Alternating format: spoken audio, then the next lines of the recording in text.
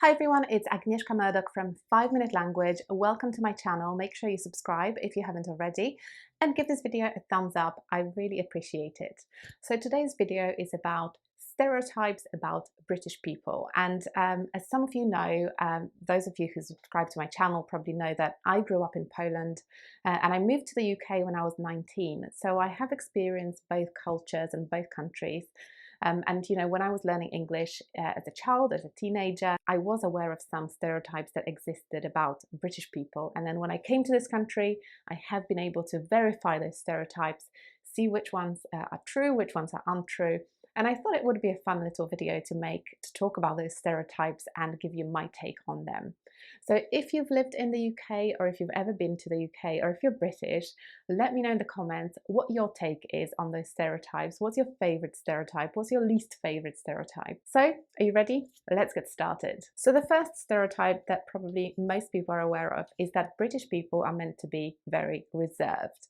And I would say that this one is partly true and partly untrue. So it's true that some British people tend to be quite reserved. They don't tend to like to talk about very personal issues with people they don't know very well, as opposed to other cultures or other nationalities. And they avoid confrontation. They don't like having arguments or kind of confronting people. But at the same time, British people are really good at small talk. They're really good at creating a nice sociable atmosphere in different social situations. So if you go to a shop, if you're waiting in a queue, or if they're talking to their neighbor or talking to somebody at work, there's always these little topics that they will be able to come up with to have a conversation, you know, to fill the silence, so to speak, and to create a nice sociable atmosphere. So I would say this one is partly true and partly untrue. Okay, the next one is also something that many people are aware of, and it's about food, British food, and how it's supposed to be, you know, really plain and disgusting and terrible looking and, you know, looking really boring and, you know, the worst thing, something that nobody wants to have. And the stereotype is that British people eat that food. But actually, you know, having lived in this country for many years, I have realized that British food is probably one of my favorite foods. So apart from the fact that when you live in the UK, there are lots of different nationalities and cultures here who have brought their food traditions to this country, which is amazing. You can get lots of international food, you know, Indian, Italian, Chinese, Japanese, all sorts of food. But also British food is a label that's not supposed to be an insult. It's supposed to be something that shows you that the food is of high quality, that the ingredients are fresh, that the food is responsibly sourced, organic, and so on. So if you go to a good restaurant or a good gastropub in the UK, you will find that British food is something that is used on menus a lot. And I personally get really excited when I go to a nice pub to have a roast dinner and I can see that it's British, you know, British, fresh British ingredients. So this stereotype is completely untrue in my opinion. Okay, the next one is about football. And the stereotype is that all British people love football. And I would say it's mostly true. Many British people love football. Most people know at least something about football, and many people are actually really passionate about it. So if you go near a football ground on a game day, you will see crowds and crowds of people trying to get in, and then crowds of people leaving, people going to pubs to celebrate or to chat to their friends after the game. It's a very important part of the culture here. But of course, there will be some people who either dislike football or don't know anything about it. But mostly, when you talk to people about football, they will know at least something about it. Okay, the next one is about tea. And I'm sure you're aware, when you're learning English in a different country, tea is always a topic that comes up. And the stereotype is that British people drink a lot of tea. And this is partly true. Tea is a very important part of the culture here. The default is to drink tea with milk. So you add a little bit of milk to your tea. Sometimes you add sugar. Some people do, some people don't. But actually what's untrue about this stereotype is that coffee culture in Britain is actually really strong and it's getting stronger. Especially when you go to cities, there's lots of fancy coffee shops, there's craft coffees that are, you know, really good quality. I personally know that if I'm in London, I definitely will find really good coffee everywhere pretty much.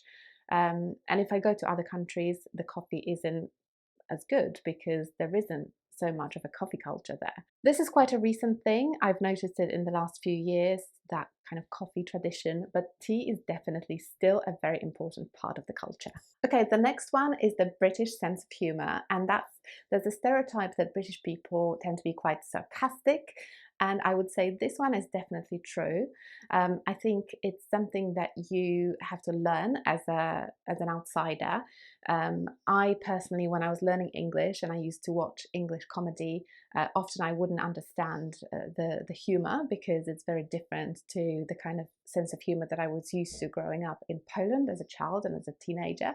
Um, so there were certain shows that I didn't really like that I really like now because I have been able to kind of understand how the sense of humor works.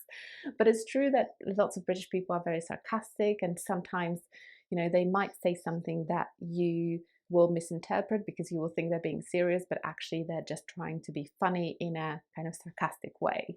Okay, the next one is the British accent. So the stereotype is that British people speak like the Queen or they speak like the BBC. And I have a separate video about how to sound more British, which is incredibly popular, and lots of people on there kind of comment about, you know, wanting to speak like the Queen or wanting to speak like Harry Potter or wanting to speak like somebody who speaks in a very traditionally British way. But the point I make in that video, but also that I want to make here, is that there is no such thing as a British accent as such. I mean, there is a British accent, but there are lots of different British accents. So the accent that the Queen speaks is just one type of British accent, and there's lots of different regional accents as well. So there's lots of variation.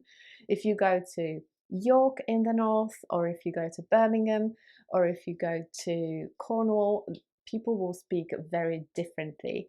And so not everybody speaks like the Queen. In fact, lots of people have started speaking in a more informal way. There's lots of different new pronunciation styles that people have adapted that used to be, for example, perceived as, you know, something that you shouldn't do, but actually it's becoming the norm now, becoming more common. Okay, and the final stereotype is that British people don't speak any foreign languages, and I want to say that this one is actually untrue. Many people have this idea that British people don't learn foreign languages because everyone else speaks English, but I actually personally know many British people who have either learned a foreign language or who know at least a little bit of a foreign language. So I think often people are tempted to compare British people to other nationalities. So if you compare, for example, British people to French people or Polish people, you will, it's tempting to say, oh, British people don't speak French or Polish. But, you know, in countries like Poland, learning English is a default. Everyone does it because it's just such a useful tool for communicating with people from different countries.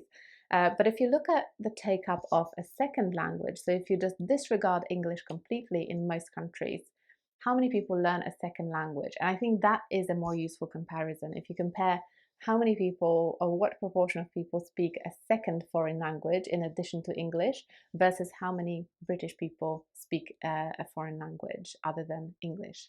So I studied languages at university in the UK, and there was a program that the UK was part of at the time. It's called Erasmus. It's a student exchange where you go to another country to study for a period of time, and other students come to your country to study there. And the take up of that was amazing. I mean, I studied probably with about 300 other people, and they all went to France in this instance to study, and other French-speaking countries.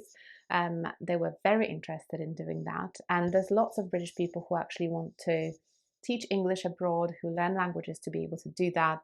I know lots of British people who speak Japanese, for example, because lots of them have gone to Japan to teach English there, or to China. So it is a stereotype, but it's actually you know, quite common just to meet people who do speak a foreign language. Okay, so I hope you enjoyed this little video. Let me know in the comments below which stereotype is the one that you agree with the most, and give me your experience in the comments. You know, if you have lived in the UK or if you've been there before, what you think about those different stereotypes that exist of British people. And thanks for watching, and I will see you next time. Bye.